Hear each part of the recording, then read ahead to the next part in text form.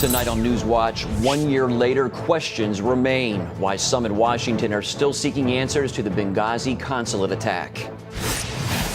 Plus, looking back 12 years later, how Americans are marking the anniversary of the September 11th terrorist attacks. And meet the Gouda nuns and find out what secret ingredient makes their product a sellout. All this and more tonight on NewsWatch. Good evening. I'm Mark Martin. America pauses this day to remember the anniversary of the September 11th terrorist attack of 2001. But the day also marks the anniversary of another strike against the United States. It's been 1 year since the deadly consulate attack in Benghazi, Libya. 4 Americans were killed, including our ambassador. And 12 months later, critics still have serious questions about what really happened. Paul Strand explains in tonight's top story. Ever since the September 11, 2012 attack, the Obama administration seems to have had a hard time shaking questions about Benghazi. South Carolina Republican Congressman Trey Gowdy has been one of the most dogged questioners. We don't know why the facility was open in the first place. It didn't meet security specifications. And he says the crucial question of why forces weren't ordered to the rescue still looms large.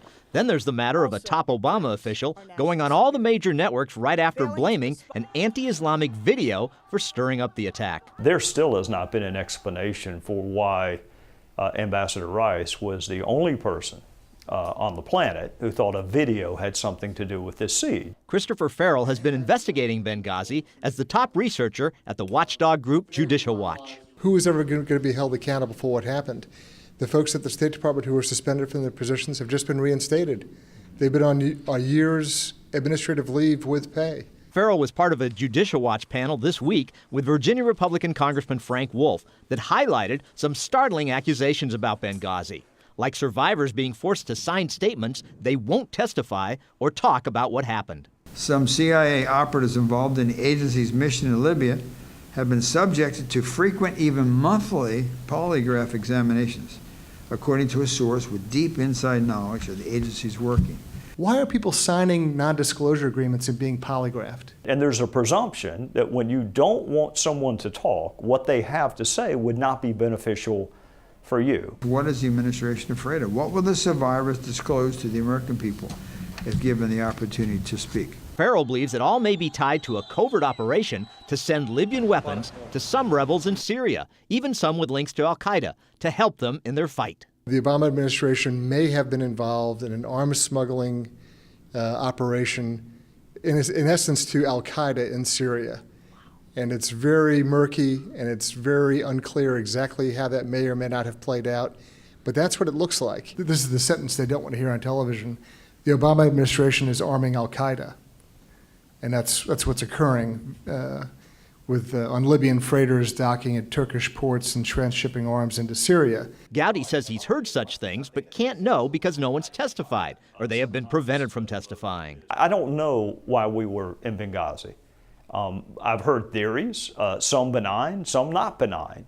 But this he does know. Not a single person has been arrested. Not a single person has been brought to justice. And Congress itself has accomplished little. There's 5 congressional committees. All have failed. It's startling how little progress has been made in this investigation over the past year. News people can find the witnesses, but apparently the world's leading law enforcement agency, the FBI, cannot. Hillary Clinton, as Secretary of State, famously asked a congressional hearing, "What difference at this point does it make?" It matters because 4 people were murdered. It matters because we've always told people who went in our stead, we won't leave you there, we won't abandon you, we will defend you. And thirdly, it matters because it's not asking too much that government actually tell you the truth when things are good and when things are not good. One big question a year in, if those in the Obama administration care about Benghazi, why don't they just supply the answers everyone wants? And the sobering answer to that might be, they don't care, or they just don't want to. Paul Strand, CBN News, reporting from Capitol Hill. The government has issued sealed indictments in the Benghazi attack, but officials won't discuss the investigation. A powerful car bomb exploded near Libya's foreign ministry today in Benghazi, exactly 1 year after the consulate attack. The bomb targeted a building that once housed the U.S. consulate. There were no serious injuries or casualties in the blast, but several people were wounded. No group has yet claimed responsibility for that attack. Meanwhile, leaders around the world are planning their next moves. This after President Obama put temporary brakes on any American military action against Syria. In the wake of the president's address Tuesday, both supporters and critics wonder what's ahead for U.S. foreign policy. John Waggy has more. In his White House address, the president tried to explain why the U.S. should act against Syria, even as the attack he was planning was temporarily halted by a move suggested off the cuff by his own Secretary of State.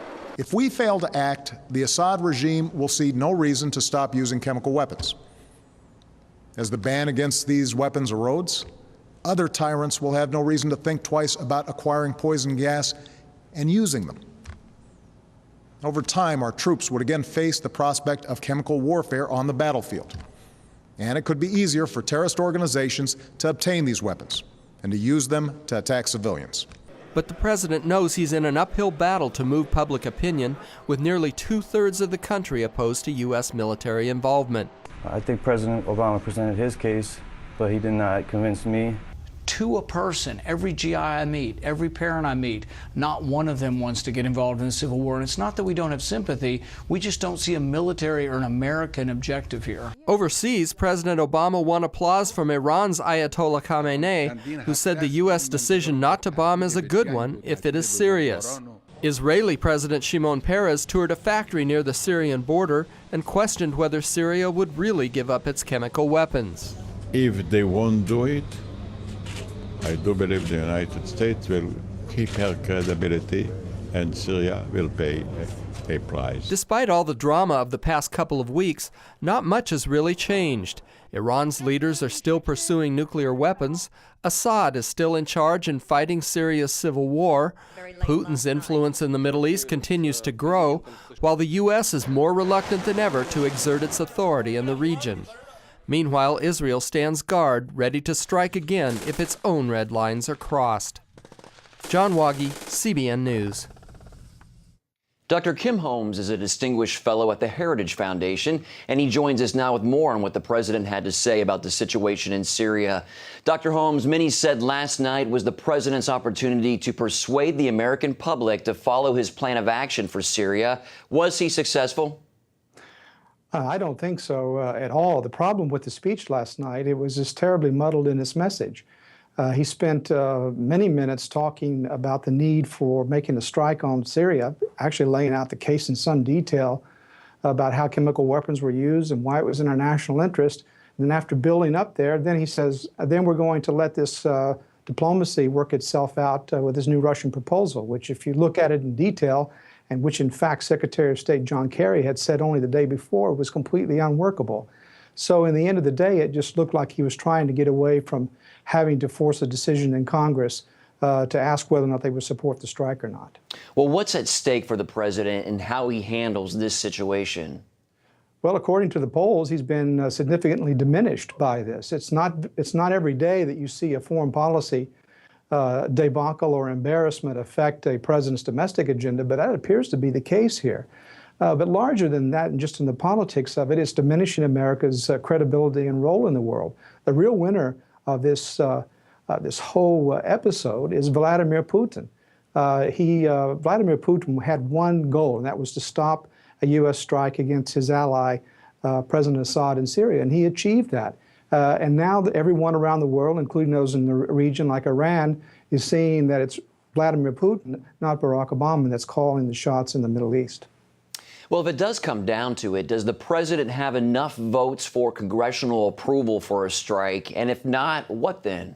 Frankly, it looks like nobody really wants to have this vote in Congress or the president, because the president doesn't want to be repudiated by the Congress, and many of his supporters in the Democratic Party don't want to be asked to support him, and many Republicans don't support the president. So this is like one of those things where everybody was looking, or the president was looking for an off-ramp, and that's why he grabbed onto this Russian proposal. The problem is, if you look at this proposal in detail, it's an off-ramp to nowhere because it's not going to work.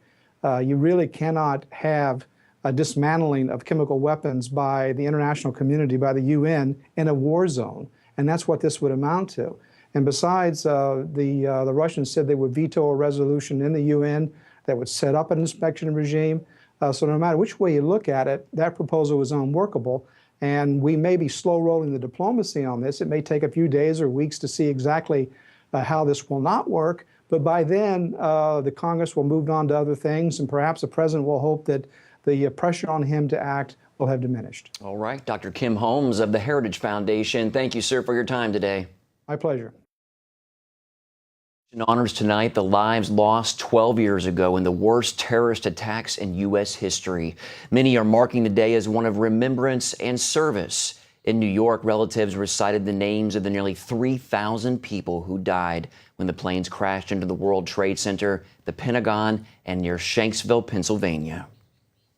I'm just waiting for the pain to go away. Daddy, I miss you so much, and I think about you every day, even though it's been 12 years. The president and vice president marked the anniversary with a moment of silence on the South Lawn. They walked out of the White House at the exact moment the first plane hit the World Trade Center tower. Tributes were also held at the Pentagon and at the Flight 93 National Memorial in Shanksville. The day will end with the tribute of light beginning at nightfall from New York's Ground Zero. And we'll be right back. I've always seen Nono on TV and I always wondered if it worked. And it definitely, I can see what everybody talks about now. It's not a razor. It's not a laser.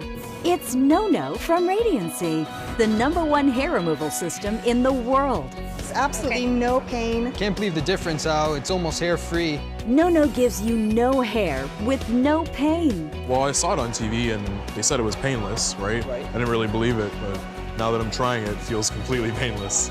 And now, Nono is better than ever. Introducing the new Nono Pro. It's up to 35% more powerful. Imagine never having to shave again. I like a close shave. Absolutely. And this is better than that. I mean, it's gone. No more facial hair. No more embarrassment. I've always been self-conscious of my hairline, so putting my hair back, this will be perfect for me. And for that man in your life, there's Nono for him too. It looks like just like you've got a fresh wax, but like you don't have to go through all the pain. Call now and we'll send you the cordless Nono Pro in your choice of colors. Featuring an LCD display, it comes with up to 5 treatment levels. Plus, we'll include everything you need to get rid of your unwanted hair. A set of Thermicon tips, specially designed for your face and body. A buffer pad to exfoliate and polish your skin. Plus, act now and we'll send you the Nono travel case as a free gift. And get this, you can try Nono risk-free for not 30 days, but 60 days with our triple guarantee. If you are not 100% satisfied, return it and we'll refund the purchase price, refund the shipping, and even pay the return postage. Try Nono risk-free today. I need to get myself one of these right now. Absolutely. For your 60-day trial, go to nonopro.com or call 1-800-233-4861. That's 1-800-233-4861. Call now. Syria apparently executed 3 men running away from fighting in a Christian village this week. Hundreds of Christians held a funeral in Damascus for the men. Britain's Sky News reports they were trying to escape the town of Malula, which has been under attack by rebel troops. It's one of the oldest Christian communities in the world. The men were reportedly killed by forces linked to al-Qaeda. The crisis in Syria has some people looking at prophecies of the end times. Various Christians point to predictions in the Bible about Damascus, like Isaiah 17. Verse 1 reads, "See, Damascus will no longer be a city, but will become a heap of ruins." For more on this, Wendy Griffith recently spoke with Dr. Cornelius Becker. Take a look. Well, with everything going on in Syria and Egypt, especially Syria right now, a lot of people wondering, are we living in the end times, and what does the Bible have to say about this? Is this a good thing that people are asking this question right now? Wendy, I think in a time of extraordinary unrest and uncertainty, if people turn to the Bible to look for certainty, to look for a foundation, I think it's a wonderful thing. The Bible says very specific things, especially about Syria and Damascus. What does the Word of God say? Right. There are two references that folks have looked at the moment. The one is found in Isaiah 17 and the other one in Jeremiah 49. And they both really speak about the utter destruction of Damascus. How do you study prophecy, I guess it's called eschatology, and not get carried away, not sell everything you own, not run for the hills, so to speak? I think first and foremostly, we have to look at these sections and see what is it that the section really, the pericope, the textual reference, is actually saying about God. And for instance, Isaiah 17 is a wonderful example, because in Isaiah 17, what the scripture says, that in this day, that Damascus will be utterly destroyed. It's at that point in time that people will look back to God and they will say, but we have forgotten him. We need to remember ultimately who is the creator and who will be the one that will finally consummate this world. Well, I guess it would be safe to say that we are getting closer every day to the return of Jesus. We can look at Isaiah 17 and certainly Jeremiah 49 and look at what's happening in Syria. And I think, Wendy, there are three lessons that we can learn. I think firstly, we can say that God is actively involved in our world. Secondly, that he will not leave those things that are evil, unrighteous, unpunished. Very, very clear. And that finally, and this is the overwhelming message of Isaiah and Jeremiah, that only the Lord will reign at the end. How can prophecy help us pray right now? Right. I think we take these prophecies and again, we look at what is happening. There are certain things that's happening in Syria right now that match some of these prophecies, but we cannot say it's the ultimate fulfillment. It's at this point in time that I think we can ask and we can pray that Syria and Egypt and Damascus would remember their Creator, that they would return back to Christ. You know, Wendy, I'm sure you know that Damascus at one point was a center for the church, that Syria was the hotbed of early Christianity. And maybe that's the way that we can pray. May they return back to their ancient roots of Christian faith. Amen. That is a great prayer. Thanks for the reminder, Dr. Becker. Always a pleasure. Thanks so much for your insights. It's a joy. Pounds of cheese made by just 13 nuns. How they do it when we come back.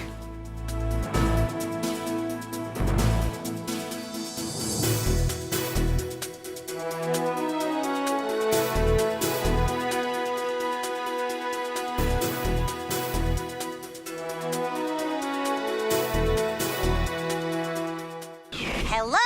Is this thing on? Hey, kids, do you love games? And do you love discovering things? Well, do ya? Then you're gonna love this. It's the new free Superbook Kids Bible app. You can play games, watch videos, find answers to your questions, and a whole lot more. The new Superbook Kids Bible app. Free downloads available on iTunes and Google Play now. In 2008, my husband Gary departed for heaven. I was still grieving.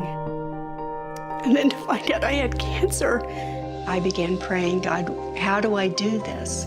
Where do I do this? Cancer Treatment Centers of America was the place. Dr. Neelam outlined a plan that would take care of my mind and my body, and she prayed with me. For Bible-believing Christians, we're able to pray with them in a much deeper way as they begin to really rely upon their faith.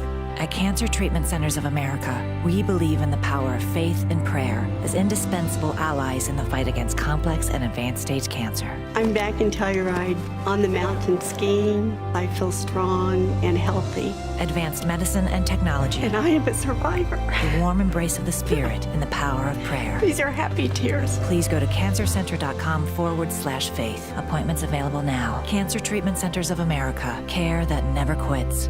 Announcing an important breakthrough in healthcare that can benefit everyone. If you or anyone you love needs affordable health insurance, regardless of a pre-existing medical condition, call Quick Insurance 123 today and get the immediate relief you deserve. Quick Insurance 123 was created to provide affordable health insurance to all uninsured Americans, with or without pre-existing conditions. This is not a discount card. This is a real insurance program that lets you choose from many affordable health plans.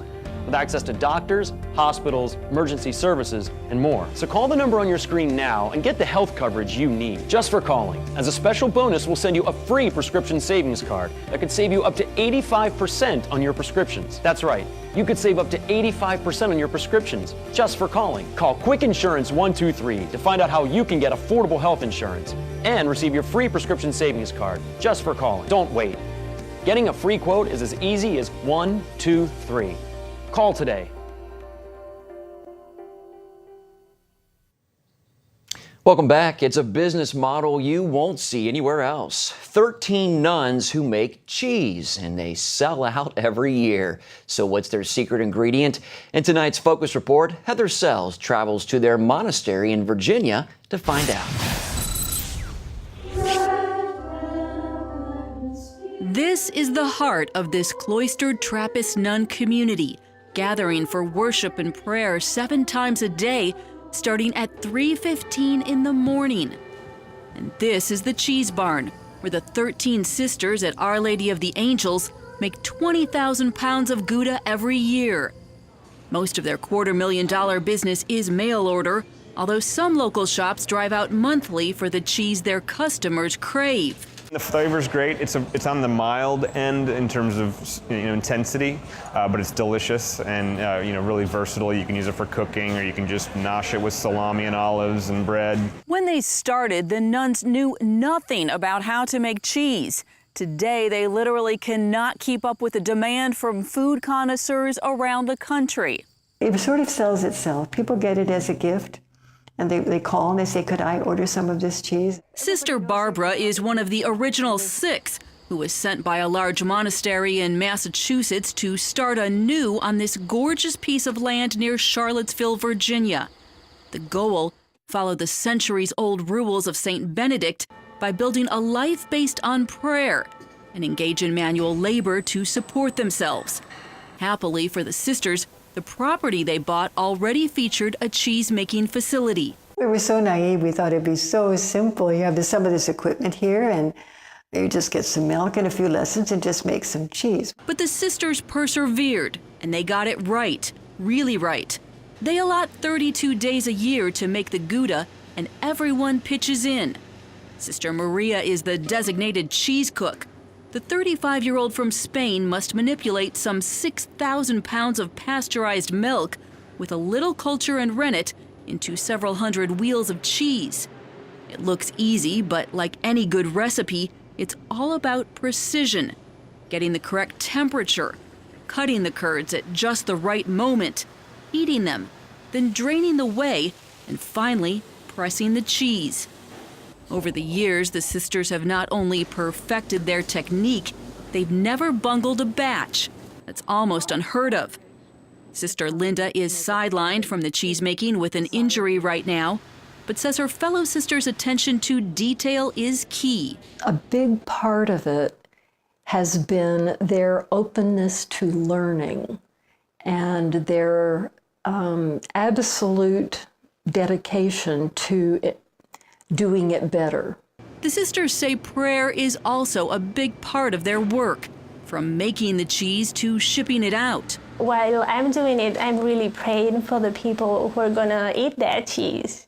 I mean, I know every family, every person have problems. For every 5 cheese orders that come in the mail, at least 1, maybe out of every 4, 1 will have a request for prayers. Prayer is also the reason the nuns say they won't grow their business. People will come in and say, well, you sold out last year, so you're going to make more next year, aren't you? The priority is not the cheese. That's not why we're here. What is happening here? A seeking after the Lord that is visibly discernible. It's fun to see the nuns, and they're so, kind and calm and mellow. It sort of slows you down a little bit. People come to the door, come to buy cheese. They always want to know a little bit about our way of life, so we tell them.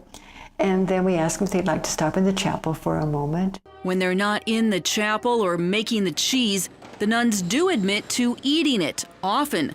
And there is a preferred method. My favorite way to have it is on a piece of toast for breakfast. If you toast a piece of bread so that the bread is kind of crispy, and then you put a couple thin slices of cheese on, put it in the microwave for 25 seconds. So what's next for the sisters? No cheddar or Havarti, they say. It's strictly Gouda. As for their numbers, it's clear a new generation is needed, sometime soon. But these women believe if they remain true to their calling, God will replenish their ranks in His time. We are here together because God called us here. One way or another, we all followed what we perceived to be God's call to us individually. We never knew each other before, so it's not a coincidence, but part of a larger plan that remains a mystery. It is a beautiful, holy mystery that's unfolding here as the sisters seek out God and find ways to minister through simple 2-pound wheels of cheese. Reporting in Crozet, Virginia, Heather Sells, CBN News. Boy, it looks good. Well, up next, how one group is taking the memory of what happened 12 years ago to the new generation. Attention sleep apnea patients. Are you tired of the expense and hassle of getting your CPAP and BiPAP supplies? Are you fed up with dealing with ill-fitting, leaking, or worn-out masks and straps? Are you worried about the effects that unsanitary tubes, cushions, and filters have on your health? If you said yes to any of these questions, Allied Medical Supply Network has the solution to your problems. You could qualify to have your supplies regularly delivered right to your door at little or no cost to you. That's right, no more inconvenience, no worn-out masks and straps, no more unsanitary equipment, just restful sleep. Call Allied Medical Supply Network today to determine if you may qualify to receive your fresh, brand-name supplies at little or no cost. Don't delay. Call us now to see if you are eligible to save money on regular delivery of your CPAP and BiPAP supplies. Call 1-800-815-9947. That's 1-800-815-9947. Or go to cpapsupplyhelpline.com. Announcing an important breakthrough in healthcare that can benefit everyone. If you or anyone you love needs affordable health insurance, regardless of a pre-existing medical condition, call Quick Insurance 123 today and get the immediate relief you deserve. Quick Insurance 123 was created to provide affordable health insurance to all uninsured Americans, with or without pre-existing conditions. This is not a discount card. This is a real insurance program that lets you choose from many affordable health plans, with access to doctors, hospitals, emergency services, and more. So call the number on your screen now and get the health coverage you need just for calling. As a special bonus, we'll send you a free prescription savings card that could save you up to 85% on your prescriptions. That's right, you could save up to 85% on your prescriptions just for calling. Call Quick Insurance 123 to find out how you can get affordable health insurance and receive your free prescription savings card just for calling. Don't wait. Getting a free quote is as easy as 1, 2, 3. Call today. Many young teens and kids are either too young to remember or weren't even born on September 11, 2001, leaving some to wonder how to best explain the events of that tragic day. The Stephen Siller Tunnel to Towers Foundation has set up a mobile exhibit to do just that. They plan to travel the country to show students what happened 12 years ago. The mobile exhibit is the first of its kind. It specifically sets out to honor the first responders who gave their lives to save others. Students can walk through the exhibit and view genuine artifacts while learning about our country's history. All the collections were donated to the foundation by New York City and various fire departments. How important it is to never forget. And that's all for this edition of NewsWatch. Remember, you can email us your comments and questions at newswatch@cbn.com. Hope you'll join us next time.